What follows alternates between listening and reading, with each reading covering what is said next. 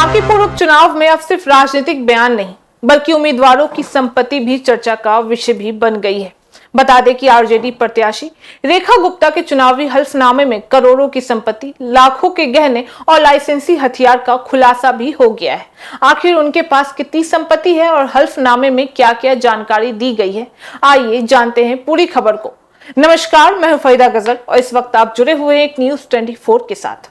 बिहार के चर्चित बांकीपुर विधानसभा सीट पर होने वाले उपचुनाव को लेकर चुनावी माहौल लगातार गर्माता जा रहा है।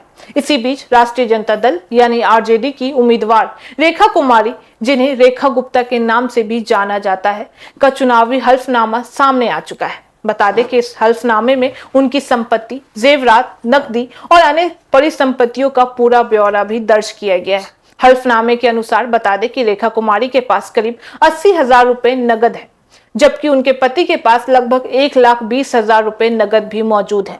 सबसे ज्यादा चर्चा उनके आभूषणों को लेकर भी की जा रही है। दस्तावेजों में बताया गया है कि उनके पास करीब आधा किलो सोना भी रखा हुआ है, जिनकी अनुमानित कीमत लगभग 67,72,000 रुपए की आंकी भी गई है।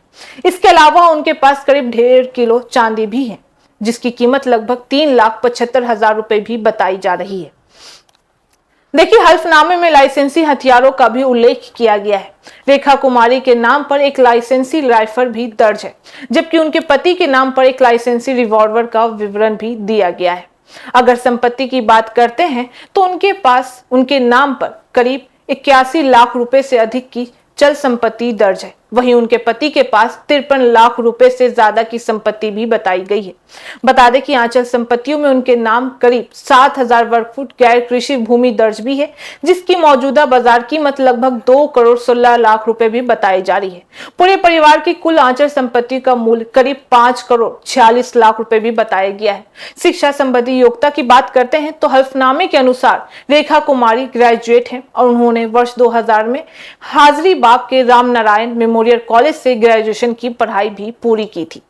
इतना ही नहीं, इसके साथ बता दें कि चुनावी हल्फनामा हर उम्मीदवार के लिए अनिवार्य दस्तावेज भी होता है, जिसमें संपत्ति, देनदारियां, शिक्षा और अन्य जरूरी जानकारियां सार्वजनिक भी करनी पड़ती है।